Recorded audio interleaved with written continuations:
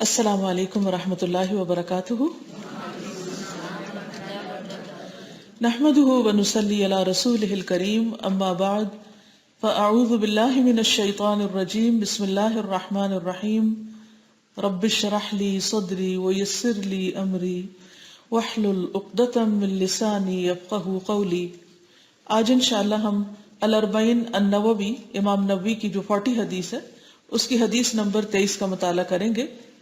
سب سے پہلے میں عربی پڑھوں گی، اس کا ترجمہ پڑھوں گی، پھر آپ میرے پیچھے عربی دہرائیں گے، پھر لفظی ترجمہ کریں گے، عربی میں حدیث سنیں گے اور اس کے بعد اس کی وضاحت ہوگی انشاءاللہ تعالی۔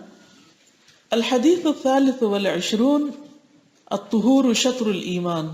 عن ابی مالک الحارث بن عاصم الاشعری رضی اللہ عنہ قال قال رسول اللہ صلی اللہ علیہ وسلم الطہور شطر الایمان والحمد للہ تملأ المیزان وسبحان اللہ والحمد للہ تملأان او تملأ ما بین السماء والارض والصلاة نور والصدقة برہان والصبر ضیاء والقرآن حجۃ لک او علیک کل الناس یغدو فبائع نفسہ فمعتقها او موبقها رواہ مسلم۔ ابو مالک حارث بن عاصم اشعری رضی اللہ عنہ سے روایت ہے کہ رسول اللہ صلی اللہ علیہ وسلم نے فرمایا، طہارت ایمان کا حصہ ہے، اور الحمدللہ کہنا میزان کو بھر دیتا ہے، اور سبحان اللہ اور الحمدللہ کہنے سے زمین اور آسمان کی درمیانی فضا بھر جاتی ہے، اور نماز نور ہے، اور صدقہ دلیل ہے، پروف ہے، اور صبر روشنی ہے، اور قرآن تیرے حق میں حجت ہوگا یا تیرے خلاف حجت ہوگا۔ ہر شخص صبح کو اٹھتا ہے تو اپنے نفس کا سودا کرتا ہے، اپنے نفس کو بیچتا ہے، یا پھر اسے آزاد کرتا ہے یا ہلاک کرتا ہے۔ اچھا ہوگا اگر آپ میرے پیچھے عربی عبارت پڑھ لیں تاکہ آپ کے منہ سے بھی یہ الفاظ دہرائے جائیں جو رسول اللہ صلی اللہ علیہ وسلم نے فرمائے ہیں۔ الحدیث الثالث والعشرون، الطہور شطر الایمان۔ عن ابی مالک الحارث بن عاصم الاشعری رضی اللہ عنہ قال قال رسول اللہ صلی اللہ علیہ وسلم الطہور شطر الایمان۔ تا کے اوپر پیش ہے تو، الطہور شطر الایمان والحمد للہ تملأ المیزان وسبحان اللہ والحمد للہ تملأان او تملأ ما بین السماء والارض والصلاة نور والصدقة برہان والصبر ضیاء والقرآن حجۃ لک او علیک کل الناس یغدو فبائع نفسہ فمعتقها او موبقها رواہ مسلم۔ الاسراع فی الخیر۔ اب اس کا لفظی ترجمہ دیکھیں گے۔ ان ابی مالک، ابو مالک سے روایت ہے، الحارث ابن عاصم جن کا نام حارث بن عاصم ہے، الاشعری اشعری قبیلہ سے تعلق رکھتے ہیں جو اصلاً یمن سے تھا، رضی اللہ عنہ اللہ تعالیٰ ان سے راضی ہو جائے۔ قال وہ کہتے ہیں، قال رسول اللہ صلی اللہ علیہ وسلم کہ رسول اللہ صلی اللہ علیہ وسلم نے فرمایا، الطہور شطر الایمان، الطہور طہارت، پاکیزگی، صفائی، شطر حصہ یا نصف، الایمان ایمان کا، والحمدللہ اور الحمدللہ کہنا، تملأ بھر دیتا ہے، المیزان میزان کو، وسبحان اللہ اور سبحان اللہ کہنا، والحمدللہ اور الحمدللہ کہنا، تملأان یہ دونوں بھی بھر دیتے ہیں، او تملأ یا بھر دیتے ہیں، ما بین السماء والارض جو بھی فضا آسمان و زمین کے درمیان میں ہر چیز کو، والصلاة نور اور نماز نور ہے، والصدقۃ برہان اور صدقہ دلیل ہے یا پروف ہے، والصبر ضیاء، اور صبر ایک روشنی ہے، والقرآن، اور قرآن حجت لک او علیک، یا تمہارے حق میں حجت ہے یا تمہارے خلاف حجت ہے۔ کل الناس، سب کے سب لوگ، یغدو، صبح کرتے ہیں، یعنی ہر وہ انسان جو صبح کے وقت اٹھتا ہے، فبائع نفسہ، تو اپنے نفس کا، اپنے آپ کا سودا کرتا ہے، فمعتقها، تو یا اس کو آزاد کر لیتا ہے، او موبقها، یا اس کو ہلاک کر دیتا ہے یا ہلاک کرنے والا ہوتا ہے۔ تو اس حدیث سے ہمیں پتہ چلتا ہے کہ مختلف کام جو ہم کرتے رہتے ہیں، مثلا طہارت کا اہتمام کرتے ہیں، ذکر کا کرتے ہیں، نماز پڑھتے ہیں، صدقہ دیتے ہیں، مشکلات پر صبر کرتے ہیں، تو ان سب کا ہمارے دین میں کیا مقام ہے، ان سب کو کرنے کا فائدہ کیا ہے؟ مثلا اگر ہم پاکیزگی اختیار کرتے ہیں تو کیوں، اور اس سے کیا فائدہ ہوتا ہے؟ اسی طرح اگر ہم ذکر کرتے ہیں سبحان اللہ الحمدللہ تو ہمیں کیا ملے گا؟ یا ہم نماز پڑھتے ہیں تو اس سے ہمیں کیا ملتا ہے، کیا حاصل ہوتا ہے؟ اسی طرح صدقہ دینے سے یا صدقہ سے کیا فائدہ ہے، صبر سے کیا فائدہ ہوگا، قرآن پڑھنے کا یا پڑھانے کا یا قرآن پر عمل کرنے کا کیا فائدہ ہوگا؟ کیونکہ یہ وہ ہال مارکس ہیں یا موٹے موٹے کام ہیں جو ایک مسلمان کو کرنے ہوتے ہیں، اور ہر روز ان میں سے کچھ نہ کچھ کسی نہ کسی وقت ہم کر ہی رہے ہوتے ہیں، لیکن بہت دفعہ یہ سب کچھ کرنا بس بے روح سا ہوتا ہے، اس لیے کر رہے ہیں کہ ہمیں کرنے کو کہہ دیا گیا، ہمیں حکم مل گیا، ہمارے ماں باپ کرتے تھے، یا مسلمان ہونے کے لیے ضروری ہے کہ ہم یہ سب کچھ کریں، لیکن اس کی جو اسپرٹ ہے یا اس کا جو مقصد ہے، پرپز ہے، یا اس کا جو فائدہ ہے، بینیفٹ، وہ ہمیں نہیں پتا ہوتا، اس لیے بعض اوقات نہیں بھی کرتے، کر سکتے بھی ہوتا تو چھوڑ دیتے، بعض اوقات ایک بوجھ سمجھ کے کرتے ہیں، بعض اوقات بس سر سے اتارنے والی کرتے ہیں۔ تو اس لیے بہت ضروری ہے کہ انسان ان سب چیزوں کی حقیقت کو جانے، ان سب چیزوں کا فائدہ سمجھے، تاکہ پھر انسان خوشی کے ساتھ کرے، بھرپور طریقے سے کرے، پوری روح کے ساتھ کرے، اور اس کا جو بینیفٹ ملنا چاہیے وہ بھی ملے۔ اب ایک تو یہ ہے کہ ہم خود اپنی عقل سے، اپنے فلسفوں سے ان چیزوں کے فائدے بتاتے رہتے ہیں، اور ایک یہ ہے کہ خود نبی صلی اللہ علیہ وسلم نے ان چیزوں کا حقیقی مقام بتا دیا ہے۔ تو زیادہ بہتر بات اللہ کے رسول صلی اللہ علیہ وسلم کی ہے جو ہمارے پاس یہ دین لے کر آئے۔ تو آئیے دیکھتے ہیں کہ وہ کیا فرماتے ہیں کہ سب کچھ کیا ہے، اس کی حقیقت کیا ہے۔ سب سے پہلے تو پاکیزگی، طہارت، صفائی، اس کی کیا حیثیت ہے دین میں؟ اس کو ایمان کا حصہ قرار دیا گیا ہے۔ شطر کا ایک معنی آدھا بھی ہوتا ہے کہ آدھا ایمان ہے، گویا آدھا ایمان پاک رہنا ہے اور باقی سب کچھ پھر اس کے بعد قبول ہوگا۔ پاکیزگی دو طرح کی ہوتی ہے، قرآن مجید میں دونوں طرح یہ لفظ استعمال ہوا ہے طہارت کا، ظاہری میل کچیل کے لیے بھی استعمال ہوا ہے اور باطنی طہارت کے لیے بھی استعمال ہوا ہے، گناہوں اور شرک کی نجاست کو دور کرنے کے لیے بھی، اور اس کے علاوہ ظاہری طہارت کے لیے بھی، کہ طہارت دو طرح کی ہوتی ہے، ایک ہوتی ظاہری اور ایک ہوتی باطنی۔ ظاہری طہارت جسم سے، کپڑوں سے، ظاہری چیزوں سے نجاست، گندگی اور میل دھو ڈالنا، صاف ستھرا کر دینا اس کو۔ اور باطنی طہارت کیا ہوتی ہے کہ انسان اپنے دل کو ہر طرح کے برے خیالات سے، حسد سے، بغض سے، کینے سے، شرک سے، نفاق سے پاک کرے۔ انسان خواہ کتنی بھی ظاہری عبادات کرتا رہے، لیکن اگر اس کو وضو ہی نہیں ہے، یا وضو بھی ہے اور اس کا دل صاف نہیں ہے، اس کے دل میں اللہ کی محبت ہی نہیں ہے، اس کے دل میں شرک اور نفاق کے لیے کوئی بغض ہی نہیں ہے، اور اس کا دل حسد سے خالی ہی نہیں ہے، تو اس کا دین کیسے مکمل ہوگا؟ تو اس لیے طہارت خواہ ظاہری ہو یا باطنی، ہمارے دین نے طہارت کو، یہ صفائی کو اتنی زیادہ اہمیت دی ہے کہ اسے ایمان کا حصہ قرار دے دیا ہے۔ یعنی کسی شخص کا ایمان مکمل ہی نہیں ہوتا جب تک کہ وہ پاک صاف نہیں ہوتا، اور اس کے لیے مسلسل کوشش کرتے رہنے کی ضرورت ہے۔ جس طرح ہم ہر روز نہاتے ہیں، وضو کرتے ہیں، کپڑے بدلتے ہیں، کیوں؟ پاکیزگی اور صفائی کے لیے۔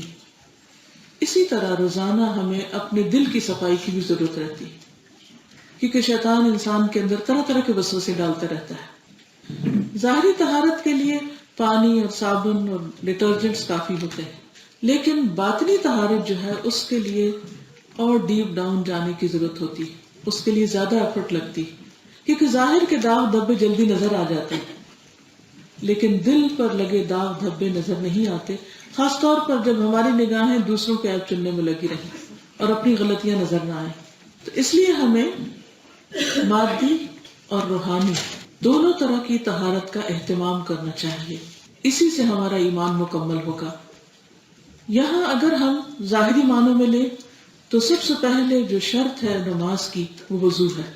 رسول اللہ صلی اللہ علیہ وسلم نے ایک اور جگہ پر فرمایا، اسباغ الوضوء شطر الایمان، اچھی طرح وضو کرنا نصف ایمان ہے، یہ ایمان کا حصہ ہے۔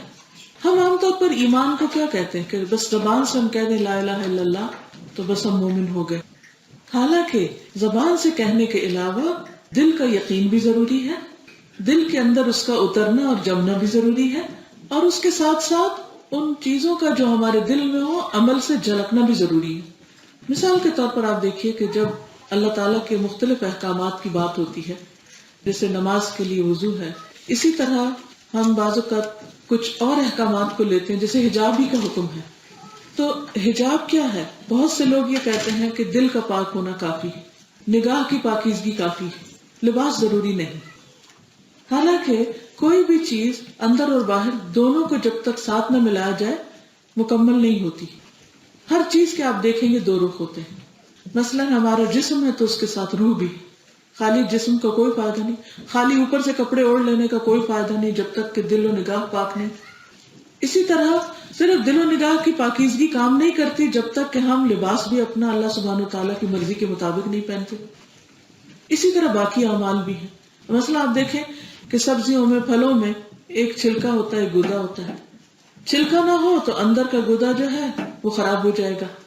مثلا آپ دیکھیے کہ اورنج ہے، ایپل ہے، بنانا ہے، سبزیوں میں اسی طرح آپ دیکھ لیے، تو اگر اس کے اندر کے حصے سے آپ فائدہ اٹھانا چاہیں تو اس کے لیے ضروری ہے کہ اس کے باہر کی آؤٹنگ، اس کی کورنگ، اس کی پیکنگ جو ہے وہ بھی بہت امپورٹنٹ ہے۔ تو اسی طرح دین میں اندر اور باہر ہر معاملے میں ہے، ظاہر اور باطن دونوں کا خیال رکھنا ضروری ہے، کیونکہ کچھ لوگ صرف ظاہر پر ہی لگ جاتے ہیں، وہ صرف ریچولز پورے کرتے رہتے ہیں، اوپر کی چیزیں جو انسان کو ظاہری طور پر مسلمان بناتی ہیں وہ صرف ان کا اہتمام کرتے ہیں اور روح کو بھول جاتے ہیں، دل کو بھول جاتے ہیں کہ اس میں کتنی نفرتیں یا بغض بھرے ہیں لوگوں کے۔ اور کچھ لوگ نفس کے تزکیے کے پیچھے لگے رہتے ہیں اور وہ کہتے ہیں کہ جی یہ ظاہری حالات کی طرف توجہ دینا کچھ ضروری نہیں، جبکہ صحیح، درست اور بیلنسڈ اپروچ یہی ہے کہ دونوں ہی ضروری ہے۔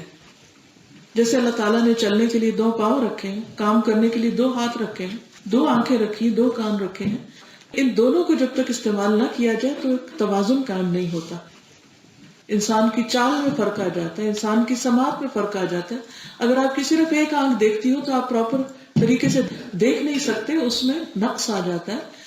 تو اسی طرح ہماری جتنی بھی چیزیں ہیں، جتنے بھی اعمال ہیں، ان دونوں کا ظاہری پہلو سامنے رکھنا مقصود ہے۔ مثلا نماز کا ایک ظاہری پہلو کیا ہے کہ ہم اپنے وقت پر اس کو پڑھیں اور پوری رکعتیں ادا کریں اور رکوع سجدہ وغیرہ کریں، اور اس کے ساتھ اس سے بھی زیادہ امپورٹنٹ کیا ہے کہ ہم اس میں خشوع و خضوع کا لحاظ رکھیں۔ نماز کا ظاہری پہلو کیا ہوا؟ سارے آداب کا خیال رکھنا، اور باطنی کیا ہوا؟ خشوع۔ روزہ ہے، روزے میں ظاہری پہلو کیا ہے کہ آپ صبح سے لے کے شام تک کھائے پیے نہیں، یہ ظاہری پہلو۔ باطنی کیا ہے کہ آپ جھوٹ بولنا بھی چھوڑیں اور آپ اپنی نگاہوں کا بھی روزہ رکھیں، اپنے کانوں کا بھی رکھیں، اپنی زبان کا بھی رکھیں۔ صرف پیٹ کا روزہ کافی نہیں ہے بلکہ اس کے روحانی پہلو کو بھی مد نظر رکھیں، کیونکہ نبی صلی اللہ علیہ وسلم نے فرمایا جس نے روزہ رکھ کر جھوٹ بولنا اور اس پر عمل کرنا نہ چھوڑا تو اللہ تعالیٰ کو اس بات کی کوئی ضرورت نہیں کہ وہ شخص کھانا پینا چھوڑ دے۔ اور کتنے ہی روزہ دار ایسے ہیں جن کو بھوک پیاس کے سوا کچھ نہیں ملتا، کیونکہ وہ صرف ظاہری بھوکے پیاسے رہتے ہیں، اصل روزہ نہیں رکھتے، جس کا مطلب ہے اپنے آپ کو گناہوں سے اور برے خیالات وغیرہ سے بھی بچانا۔ اسی طرح آپ دیکھیے زکوٰۃ ہے، تو زکوٰۃ میں بھی دونوں پہلو ہیں، ایک تو ہے مال دینا، لیکن وہ صرف مال دینا نہیں ہوتا، یعنی مال کا ایک مخصوص پرسنٹیج، اس کے ساتھ انسان کے اندر سے بخل وغیرہ کے جذبات بھی نکلتے ہیں، یعنی اندر کی طہارت بھی ہوتی، جیسے قرآن مجید میں آتا ہے خذ من اموالہم صدقۃ تطہرہم بہا، ان کے مالوں سے صدقہ لیجئے اور اس کے ذریعے ان کو پاک کیجئے. تو طاہرم طہارت کا لفظ ہے, وہاں بھی طہور ہے, یعنی یہی چیز استعمال ہوئی ہے. گویا صدقہ جو ہے یا زکوٰۃ جو ہے وہ انسان کی باطنی روحانی پاکیزگی کا ذریعہ بنتی اور مال کی بھی پاکیزگی ہوتی. اسی طرح حج کا بھی ظاہری پہلو ہے کہ آپ یہاں سے جاتے ہیں مکہ اور آپ طواف کرتے ہیں, منا عرفات میں جاتے ہیں, یہ کیا ہے دراصل آپ کا ظاہری پہلو ہے, اور قربانی کرتے ہیں. لیکن اللہ سبحانہ وتعالیٰ کیا فرماتے ہیں, لَن يَنَالَ اللَّهَ لُحُومُهَا وَلَا دِمَاؤُهَا وَلَكِن يَنَالُهُ التَّقْوَى مِنكُمْ. اللہ کو ان جانوروں کا خون اور گوشت نہیں پہنچتا, یہ نہیں آسمان پہ جاتا, وہ تمہارے دلوں کا تقویٰ جاتا ہے. تو اگر آپ غور فرمائیں گے تو پورے دین کے اندر ظاہری ریچولز کے ساتھ ساتھ دل کی قوت اور دل کی صفائی اور دل کا اس عمل میں ساتھ ہونا بے حد ضروری ہے, تب وہ چیز اپنی اصل مطلوب کو پہنچتی. تو یہاں بھی سب سے پہلے طہارت کا ذکر کیا گیا, یعنی ظاہری چیزوں سے پہلے باطنی, اور پھر یہ باطن کی طہارت ظاہری عمل سے حاصل ہوتی ہے. اب اگر کوئی کہے کہ نہیں مجھے وضو کی ضرورت نہیں, میں ویسے ہی اپنے دل کو پاک کر لوں گا, تو یہ ممکن نہیں. وضو آپ کے صرف جسم کو پاک نہیں کرے گا, آپ کے دل کو بھی ایک احساس دے گا کہ آپ پاک ہیں. ویسے بہت سے لوگ یہ سوچتے ہیں کہ اگر بعض اوقات مریض ہے, وضو نہیں کر سکتے یا پانی نہیں ہے تو وضو نہیں کر پاتے, آپ کو تیمم کرنا ہوتا ہے, تو اس کی کیا ضرورت ہے, آپ کچھ بھی نہ کریں اور نماز پڑھ لیں. لیکن آپ دیکھیں گے کہ تیمم کرنے اور نہ کرنے میں بہت بڑا فرق ہے. خواہ وہ مٹی ہی سے آپ اپنے آپ کو صاف کرتے ہیں, لیکن اس ظاہری عمل سے فوراً آپ کے دل کی کیفیت بدل جاتی ہے, آپ کا احساس بدل جاتا ہے, آپ سمجھتے ہیں کہ اب آپ نماز کے قابل. حالانکہ اگر آپ کے جسم کے اندر سے کچھ باہر آتا ہے, جیسے ہوا ہی باہر آتی ہے, تو اس سے کوئی چیز نجس تو نہیں ہو جاتی, کوئی گندے تو نہیں ہو جاتے آپ, لیکن وہ ایک بہرحال نجس چیز تو ہے اٹ سیلف, چاہے وہ سالڈ نہیں ہے, لیکن پھر بھی اس کے باہر آنے سے گندگی کا احساس تو ہوتا ہے. اور اس احساس کو دور کرنے کے لیے وضو نہیں تو تیمم ضروری ہے. تو اس سے یہ پتہ چلتا ہے کہ جس طرح ہمارا جسم اور روح باہم گندھے ہوئے ہیں, ایک دوسرے کے ساتھ مکسڈ ہے. مثلا ہمارا ہاتھ ہلتا ہے کیونکہ اس کے اندر وہ روح موجود ہے. اگر انسان فوت ہو جائے تو ہاتھ ہلنا بند کر دیتا ہے. تو دونوں مل کے ہی اپنا کام کر سکتے ہیں, فنکشنل ہوتے ہیں اور اپنا مقصد پورا کر سکتے ہیں. اسی طرح ہمارے دین میں جتنے بھی ظاہری عمل ہیں, خواہ وہ حجاب کا حکم ہے یا نماز کا حکم ہے یا طہارت کے وضو کا حکم ہے, یہ سارے ہمارے باطن کے ساتھ جڑے ہوئے ہوتے ہیں, ان کو الگ الگ نہیں کر سکتے. آپ وضو کے بغیر نماز ادا کریں گے تو وہ نماز ادا ہی نہیں ہوگی اور وہ روحانیت پیدا ہی نہیں ہوگی. اسی طرح حجاب کے بغیر آپ سمجھتے ہیں کہ باقی اگر ریچولز آپ ادا کر رہے ہیں تو وہ روحانیت پیدا ہی نہیں ہوگی جو اللہ سبحانہ تعالیٰ کے حکم پر عمل کرنے سے ہوگی, کیونکہ آپ کا دل پاک ہے. آپ مردوں کی نگاہوں کو کیسے پاک کریں گے؟ یعنی بہت سے لوگ یہ کہتے ہیں نا کہ ہماری نیت اچھی ہے, ہمارا دل صاف ہے, لیکن آپ اپنے دل کی گارنٹی دے رہے ہیں جبکہ کوئی اپنے کی بھی پوری نہیں دے سکتا. لیکن آپ دوسروں کی گارنٹی کیسے دیں گے کہ وہ آپ کی طرف کس نظر سے دیکھ رہے ہیں یا آپ کو دیکھ کر ان کی کیا فیلنگز ہو رہی ہیں؟ تو اللہ سبحانہ تعالیٰ ہم سے زیادہ جاننے والا ہے نا, اس نے کسی وجہ سے کسی مقصد سے یہ حکم رکھا. لیکن ہم کیا کرتے ہیں, اپنی مرضی سے پک اینڈ چوز کرتے ہیں. دین کے کچھ حصوں پہ جو ہماری پسند اور کنوینئنس کے ہوتے ہیں ان پہ ہم عمل کر لیتے ہیں, اور جس میں ہمیں کچھ مشکل نظر آتی ہے وہ ہم چھوڑ دیتے ہیں. طبیعتیں مختلف طرح کی ہوتی ہیں, کچھ لوگوں کو ایک چیز آسان لگتی, کچھ کو دوسری لگتی. تب ہوتا کیا ہے, جس کو جو آسان لگتا ہے وہ اسی کو کر کے باقی سمجھتا ہے وہ سب سے اچھا اور نیک بن گیا ہے. تو بہرحال ہمیں ظاہر اور باطن دونوں کا خیال رکھنا ہے. اور جہاں تک وضو کرنے کا تعلق ہے تو یہ یاد رکھیے کہ رسول اللہ صلی اللہ علیہ وسلم نے فرمایا طہارت کے بغیر نماز قبول نہیں ہوتی, یعنی وضو کے بغیر نماز نہیں ہوتی. رسول اللہ صلی اللہ علیہ وسلم نے فرمایا تم میں سے کوئی آدمی ایسا نہیں جو وضو کے پانی سے کلی کرے اور پانی ناک میں ڈالے اور ناک صاف کرے مگر یہ کہ اس کے منہ اور نتنوں کے گناہ جھڑ جاتے ہیں. پھر جب وہ منہ دھوتا ہے جس طرح اللہ نے اسے حکم دیا, یعنی کوئی حصہ بھی خشک نہ رہے, تو اس کے چہرے کے گناہ اس کی داڑھی کے کناروں کے ساتھ لگ کر پانی کے ساتھ گر رہے ہوتے ہیں. پھر جب وہ اپنے پاؤں ٹخنوں تک دھوتا ہے تو دونوں پاؤں کے گناہ انگلیوں کے پوروں کی طرف سے پانی کے ساتھ گر جاتے ہیں. پھر اگر وہ کھڑے ہو کر نماز پڑھے, اللہ کی حمد و ثنا کرے, اس کی بزرگی اور اس کی شان بیان کرے اور اپنے دل کو خالص اللہ کے لیے فارغ کر لے, نماز میں ادھر ادھر کی سوچے نہ سوچے, تو وہ آدمی اپنے گناہوں سے اس طرح پاک اور صاف ہو جاتا ہے جس طرح کہ آج ہی اس کی ماں نے اسے جنم دیا ہے. اب وہ بظاہر کیا کر رہا ہے؟ پانی سے دھو رہا ہے اور کچھ ایکشنز کر رہا ہے، لیکن یہ سارا کچھ پیوریفیکیشن کا عمل اس کے گناہوں کو صاف کرنے کا ذریعہ بن رہے ہیں. پھر اسی طرح یہ ہے کہ انسان صرف وضو اور صرف نماز سے ہی اپنے آپ کو پاک صاف نہیں کرتا، بلکہ شرک کو بھی قرآن مجید میں نجاست کہا گیا ہے. شرک کی گندگی سے بھی اپنے آپ کو پاک کرنا ضروری ہے کہ اللہ سبحانہ وتعالیٰ کے برابر یا اس سے اوپر کسی اور کو نہیں کرنا، خواہ وہ کوئی بھی ہو، کتنا بھی بڑا نیک انسان کیوں نہ ہو، کیونکہ اللہ سبحانہ وتعالیٰ خالق ہے اور باقی سب مخلوق ہے. ساری قدرت، سارا اختیار، سارا غلبہ اللہ کے پاس ہے. اللہ سبحانہ وتعالیٰ نے پیدا کیا، وہی رزق دیتے ہیں، وہی ساری حاجتیں پوری کرتے ہیں، ہر بلا وہی ٹالتے ہیں، ہر مشکل میں وہی کام آتے ہیں. اس لیے کسی اور کو یہ صفات نہیں دی جا سکتی. پھر اس کے بعد دوسری چیز جس کا ذکر یہاں کیا گیا ہے وہ ہے الحمدللہ کہنا، یعنی ذکر کرنا. الحمدللہ تملا المیزان. حمد یعنی اللہ سبحانہ وتعالیٰ کی تعریف کرنا، یہ اللہ سبحانہ وتعالیٰ کو بہت زیادہ پسند ہے. اور جب بندہ دل سے الحمدللہ کہتا ہے تو اس کا اجر و ثواب اتنا زیادہ ہوتا ہے گویا کہ ایک میزان، ترازو بھر گیا. وہ میزان کون سا ہے؟ جو آخرت میں انسانوں کے نام اعمال کو تولنے کے لیے رکھا جائے گا. پھر آپ سوچیں گے کہ اگر ایک دفعہ کہنے سے بھر جاتا ہے تو باقی ہمیں کچھ کرنے کی کیا ضرورت ہے. بات یہ ہے کہ ہم ایک طرف تو بھرتے ہیں اور دوسری طرف ساتھ ہی سوراخ کر دیتے ہیں اور خالی کر دیتے ہیں اس کو. اسی کو جہاد کہتے ہیں. یہ اسٹرگل، یہ جدوجہد، یہ ایفرٹ چلتی رہے گی حتیٰ کہ آخری وقت آ جائے اور اس وقت فیصلہ ہوگا کہ خاتمہ کس پر ہوا، اینڈ کہاں پر ہوا. اور اگر اس وقت انسان کے پلڑے بھاری ہیں اور وہ اللہ کا شکر ادا کرتے ہوئے دنیا سے گیا، الحمدللہ کہتے، لا الہ الا اللہ کہتے، تو پار لگ گیا.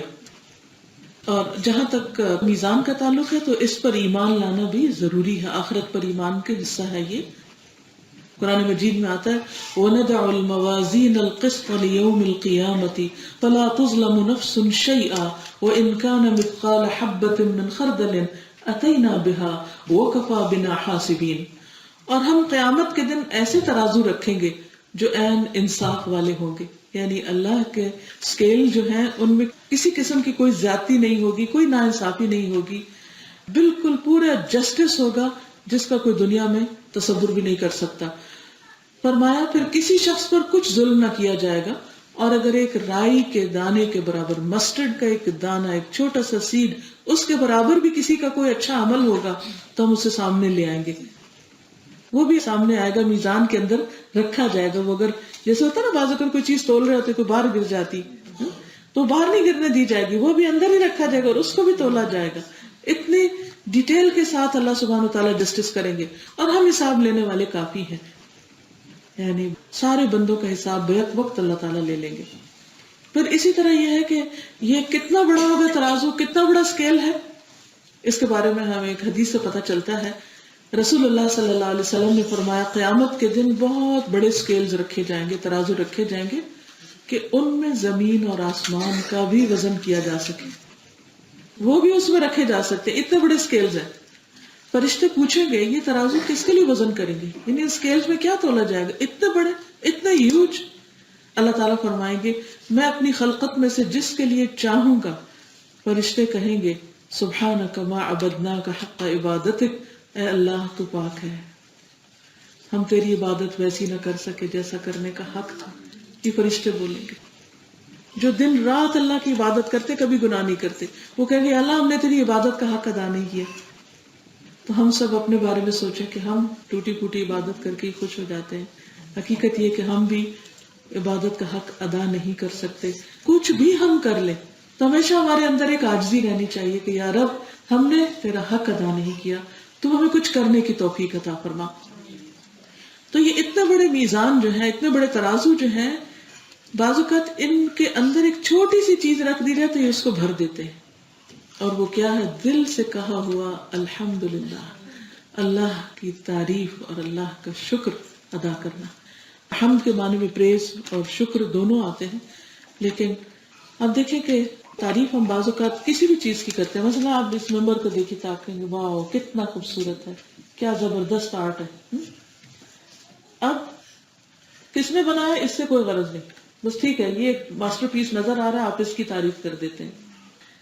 اسی طرح بعض اوقات آپ اس کی تعریف کرتے ہیں جس سے آپ کو کوئی فیض پہنچتا ہے. مثلا آپ کو کوئی پانی کا گلاس پلاتا ہے تو آپ اس کو کہتے ہیں جزاک اللہ خیر، تھینک یو ویری مچ، بہت اچھا آپ نے پانی پلایا، وغیرہ وغیرہ. اب آپ کیا کر رہے ہیں؟ انسان کی کر رہے ہیں. تو بعض اوقات آپ اس کی تعریف کرتے ہیں جس کا آپ سے کوئی ریلیشن ہوتا ہے یا وہ آپ پر کوئی احسان کر رہا ہوتا ہے، اور بعض اوقات آپ اس چیز کی تعریف کر رہے ہوتے ہیں کہ جس کا آپ پر کوئی احسان نہیں، بس اس نے ایک اچھی چیز بنائی. تو اللہ سبحانہ تعالیٰ کے لیے ہم دونوں طرح کی حمد کر رہے ہوتے ہیں. زمین و آسمان کو بھی دیکھ کے ہم اللہ کو یاد کر رہے ہوتے ہیں، اور پھر کچھ ایسی نعمتیں ہیں جو خاص ہمیں ملی ہوتی ہیں، پرسنل ہماری ہوتی ہیں، جو کسی اور کو نہیں ملی ہوتی، تو اس پر بھی ہم اس کا شکر ادا کر رہے ہوتے ہیں. الحمدللہ، ہر طرح کی تعریف، ہر طرح کا شکر اللہ سبحانہ تعالیٰ کے لیے ہے. اور پھر رسول اللہ صلی اللہ علیہ وسلم نے فرمایا حمد سے بڑھ کر کوئی چیز اللہ تعالیٰ کو زیادہ پیاری نہیں. یعنی جب بندہ اللہ کی تعریف کرتا ہے، اللہ کا شکر ادا کرتا ہے، تو اللہ سبحانہ تعالیٰ اس سے خوش ہو جاتا ہے. اب دیکھیے کہ دو طرح کے لوگ ہوتے ہیں. ایک وہ ہوتے ہیں جو اللہ کے فیصلوں پر راضی ہوتے ہیں اور اللہ سبحانہ تعالیٰ کی ہر حال میں تعریف کرتے ہیں. انہیں کچھ خوشی ملتی ہے تو بھی تعریف کرتے، تو بھی حمد کرتے ہیں. انہیں کوئی تکلیف پہنچتی ہے تو بھی حمد کرتے ہیں. وہ کہتے ہیں یار اب یہ اس سے زیادہ بھی ہو سکتی تھی، اور اس تکلیف سے آپ نے معلوم نہیں کس اور بڑی تکلیف سے ہمیں بچا لیا. تو وہ کسی بھی حال میں کمپلینٹس نہیں کرتے. حقیقت یہ ہے کہ شکر گزار بندوں کی نعمتوں میں اضافہ ہوتا جاتا ہے، اور جو کمپلینٹس کرتے رہتے ہیں یہ اچھا نہیں، وہ اچھا نہیں، یہ ایسا ہے، یہ ویسا ہے، ان کے لیے پھر آگے سے راستے بند ہو جاتے ہیں. پھر اسی طرح یہ ہے کہ قیامت کے دن اللہ سبحانہ تعالیٰ کے افضل بندے، بہترین بندے وہ ہوں گے جو سب سے زیادہ اللہ کی تعریف کرنے والے ہوں گے. یعنی ان کا ایک خاص مقام ہوگا. اب ہم اپنے آپ کا جائزہ لے لیں کہ ہم کس کس بات پر اللہ کا شکر ادا کرتے ہیں اور کن کن باتوں پہ ناراض رہتے ہیں. کیونکہ بہت سے لوگ تو چھوٹی سی بھی تکلیف ان کو زندگی میں پہنچے تو ناراض ہو جاتے ہیں. وہ کہتے ہیں کہ ہمارے ساتھ کیا کیا اللہ نے، اٹس ناٹ فیئر، وغیرہ وغیرہ، کمپلینٹس، اور ان کو ہر چیز غلط نظر آتی ہے دنیا میں. انتہائی منفی سوچ رکھتے ہیں، حالانکہ وہ ایسا کر کے اللہ تعالیٰ کا کچھ بھی نہیں بگاڑ سکتے اور اپنا وقت ضائع کر رہے ہوتے ہیں. دنیا میں بھی مصیبت میں پڑے رہتے ہیں اور آخرت میں بھی کہاں ان کا مقام ہوگا. پھر اس کے مقابلے میں وہ جو اللہ کی تعریف کرنے والے ہیں ان کا مقام کہیں بلند ہوگا. تو یہ ڈیسیژن تو ہمیں لینا ہے نا کہ ہم کیا کرنے والے ہیں، شکر گزار ہیں یا ناشکرے ہیں.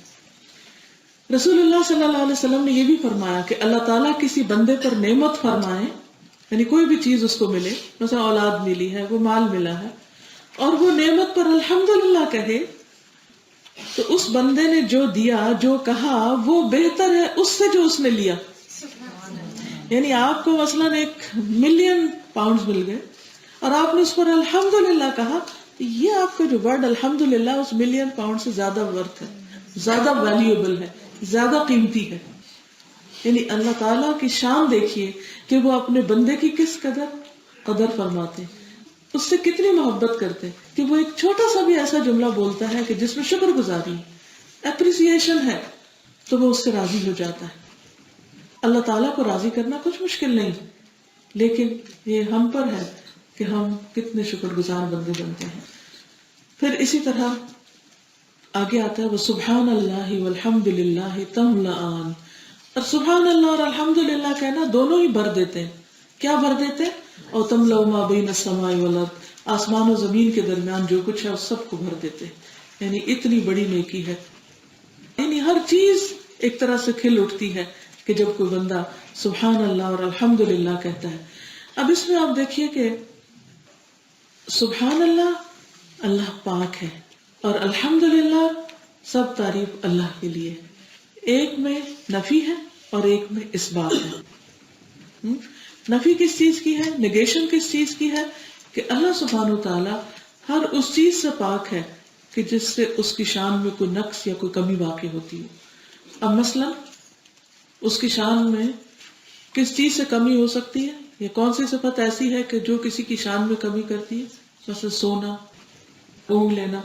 قرآن مجید میں آیت الکرسی میں آتا ہے لا تأخذہ سنۃ ولا نوم، اس کو نہ نیند آتی نہ اونگ آتی، وہ کبھی سوتا ہی نہیں. آلویز الرٹ، آلویز حی لا یموت، کبھی اس کو موت ہی نہیں آئے گی. کون سی چیز انسان کی قیمت کم کر دیتی؟ اس کی موت، اس کا بڑھاپا، اس کی کم عقلی. ایسی کوئی چیز اللہ سبحانہ و تعالیٰ کے ساتھ ہے ہی نہیں. اور جب سے آسمان و زمین بنے ہیں اور جب تک قائم رہیں گے وہی ان کو سنبھالے ہوئے، وہی ان کو تھام رہا ہے. ایک سورج کو آپ دیکھیں کہ اس کے اندر کتنی گیسز جلتی چلی جا رہی ہے، جلتی چلی جا رہی ہے، اور اس کی ہیٹ جو ہے ہمیں پہنچتی چلی جا رہی ہے. اور ساری زمین پر اللہ سبحانہ و تعالیٰ اس کو پورے 24 گھنٹے کے اندر سب تک وہ روشنی پہنچاتے ہیں. یہ سب کون کر رہا ہے؟ وہی کر رہا ہے.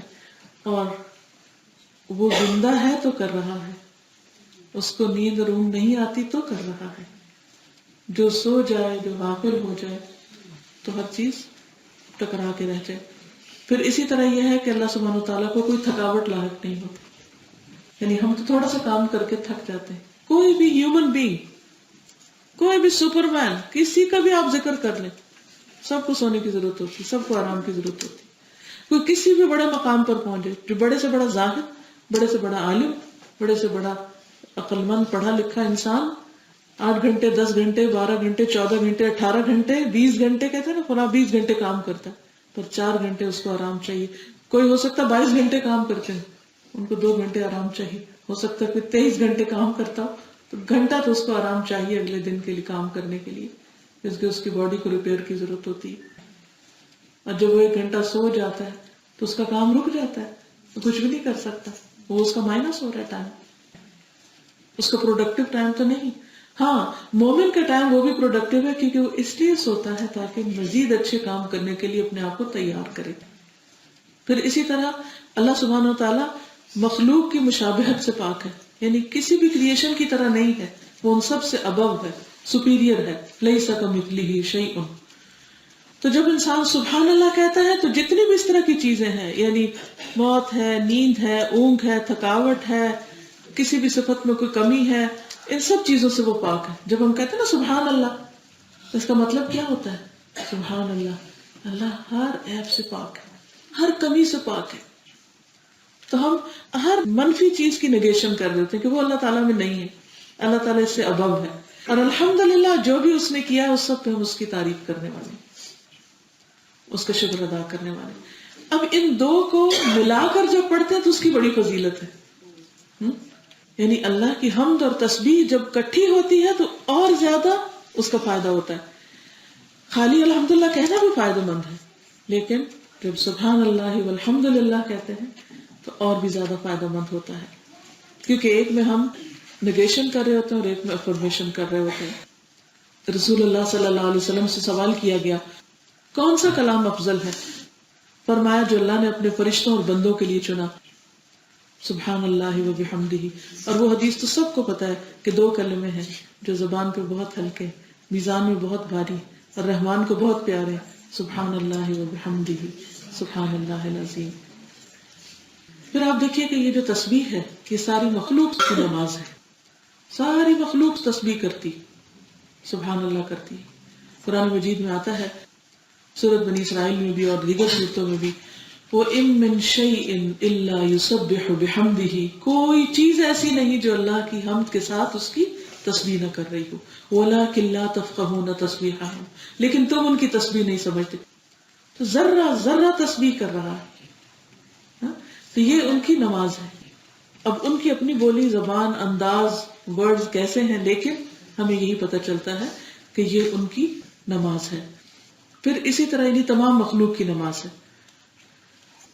اس کی دلیل کیا ہے؟ اس کی دلیل یہ حدیث ہے، سلسلہ صحیحہ میں آتا ہے کہ سبحان اللہ و بحمدہ کا ورد کرتے رہنا کہ یہ ہر چیز کی نماز ہے، اور اس کے ذریعے مخلوق کو رزق ملتا ہے. رائٹ؟ تو یہ تسبیح جو ہے یہ انسان کے رزق میں بھی اضافے کا ذریعہ ہے، اللہ تعالیٰ کو راضی کرتی. پھر انسان کے غم اور دکھ اور پریشانیاں بھی اس سے دور ہوتی.